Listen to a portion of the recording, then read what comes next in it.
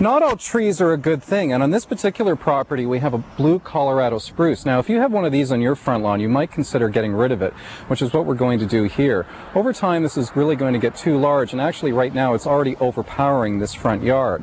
Now the shrub border off to the side is attempting at this point to buffer the street beyond, so we're going to renovate it so that it buffers it in a more effective way.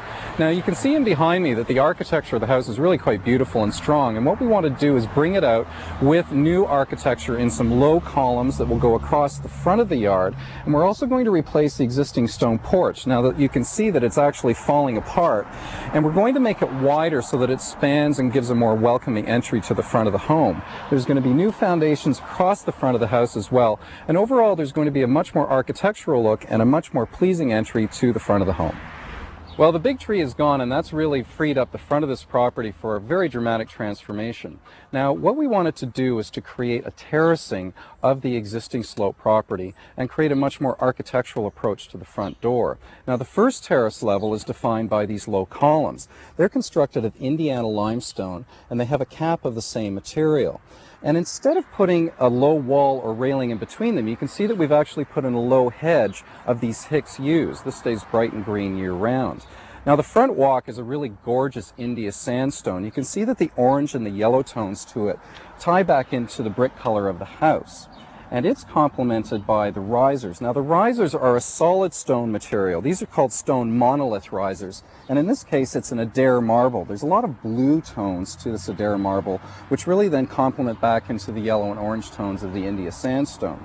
And on either side of the monolith risers are these low return walls. It's constructed of the same Indiana limestone as the columns. And the terrace levels are also defined by very bold bands of planting.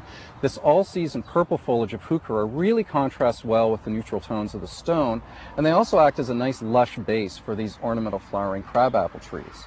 Now further up the walk you can see that we've got more plantings around the foundation of the house, but also off to the side of the garden. We wanted to visually buffer the view from the road, so a lot of evergreen material like balsam fir, cedar, and Douglas fir have been introduced, and these beautiful rhododendrons are now fully in bloom. The same stone of the walk has been introduced in a stone inlay in the lawn. This helps to consolidate the look of the stone throughout the property, and that leads up to also the front porch. Now you can see the porch, which typically would have an iron railing, doesn't.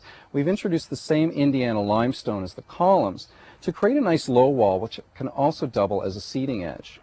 These new urns help to frame the front entryway, and overall you can see that the terracing, the stone materials really help to create a wonderful new architectural statement for the front of this home.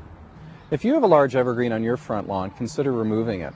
On this project, the large blue spruce blocked the view to the front door and didn't really lend itself well to the architecture of the home. By removing it, we allowed for a new terracing of the front lawn, an introduction of some great new stone materials, and overall we have a much more unified architectural space which creates a grand entry statement for this home.